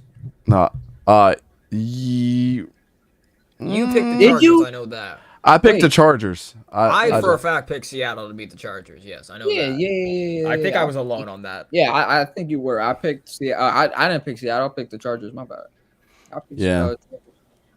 I'm not a bandwagon fan. I've always rooted for them as my NFC have team. Have a nice day, y'all. Have a nice day. Yo, he said, "Have a nice day." Have a nice day. Oh man. Well, thank you everybody for watching this week's show. Please go check out our sponsor, floatposters.com, hbcuposters.com. Go ahead and get you one. If you want something specially made, you can reach out to me or reach out to him. That is my father's business. So please go support. When you support him, you support me indirectly. Shout out to the panel today. Key, the newest member of East Coast Gridiron. We got a lot of things we got to talk about, but we got a lot of plans in the works for some really cool stuff in the future. So hope you guys decide to stick around and hop on the train, because the train is moving, man. You guys have been killing it over on YouTube, over on Twitch, over on Facebook. Appreciate everybody there. All the links are in the description for everybody's socials, for Twitter and everybody's YouTube pages. So don't ask me where I can find you, because it's all down there. And shout out to you'll be seeing this real soon. You know what I'm saying? This is one of my favorite logos I've ever done. It's pretty good. But it's got the key with all the skyline of Philadelphia in the background. And if you look real closely, you can see. Actually, let me see if you guys can see it. ECG logo, yeah. No, right here, the love logo, the love statue. Oh yeah, Can you see it? But I see it. I got yes. Attention to it's perfect. Everything. Sensoris. To the last minute detail. The last minute details. Yo, I had the approval. I showed everybody. It was like, yo. Hey, you did? That's what's up. What were you saying, by the way? ECG, what if my you name? did like the whole thing with the whole logo ratings with our logo? She'd be like, it's all right. Like, I mean, it's all right. Like, I should. Like, it's all right to his own logos. Like it's all fun and games until he puts the rock and he's like, "But I made that logo." Yeah. He about to rate his own. What were you logo. saying, by the way, Dante? You were saying my name earlier. I don't remember what I was saying. I forgot, man. But I need to go get something to eat. The wife's hungry. I appreciate everybody that's come through. Like I said, check the description of the video. Everybody's Twitter and YouTube pages are down there. If you have not followed us on those platforms, fishing, get on Twitter, man. I'm so tired of this. Get on Twitter. He's in a Discord though, so it's all good. But I appreciate every single one of you guys. Anybody else have anything to say before we head out of here for tonight? I think appreciate y'all for welcoming me in. So Come on in. Stitches might have loosened a little bit. Come on in. All right, guys. We appreciate everybody, and we'll talk to you guys later.